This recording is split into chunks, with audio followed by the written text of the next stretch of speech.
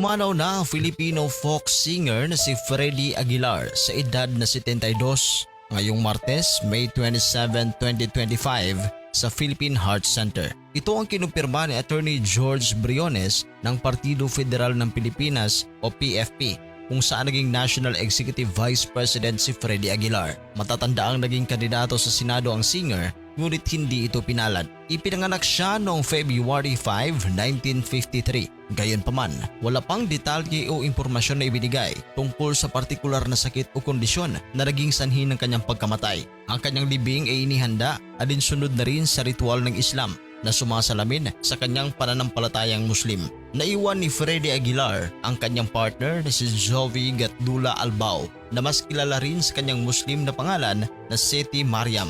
Si Mariam ay 28 years old na. 44 years din ang agwat ng kanilang edad. Ang kanilang relasyon ay naging kontrobersyal dahil sa malaking agwat ng edad at sa murang edad ni Jovi noong sila ay nagsimulang magkasama. Kung maalala natin, si Freddy Aguilar ay nagtanghal sa inauguration ni former President Rodrigo Duterte ang kantang Para sa Tunay na Pagbabago. Nagsimula ang karera ni Freddy Aguilar sa musika sa murang edad. Sa edad na 14, nagsimula siyang magsulat ng mga kanta at sa edad na 17, natuto siyang tumugtog ng gitara. Bagaman nag-aral siya ng Electrical Engineering sa De Guzman Institute of Technology, hindi niya ito natapos dahil mas pinili niyang sundan ang kanyang hilig sa musika. Sa edad na 18, umalis siya sa kanilang tahanan at naging isang musikero sa mga lansangan at bar. Sa edad na 20, nagsimula siyang magtanghal sa publiko, kabilang na sa mga folk club tulad ng Habit House sa Ermita, Maynila. Noong 1978, sumali siya sa kauna-unahang Metro Manila Popular Music Festival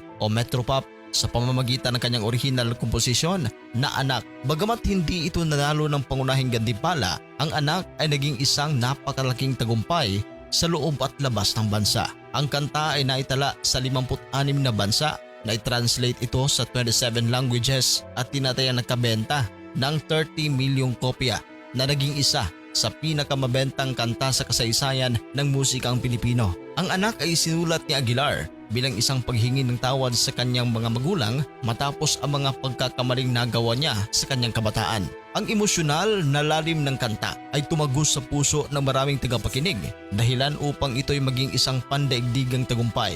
Ang tagumpay ng Anak ang nagbukas ng mas malawak na oportunidad para kay Freddy Aguilar sa industriya ng musika at mula noon ay naging isa siya sa mga haligi ng Original Filipino Music o OPM, kilala sa kanyang mga kantang may temang makabayan at panlipunan.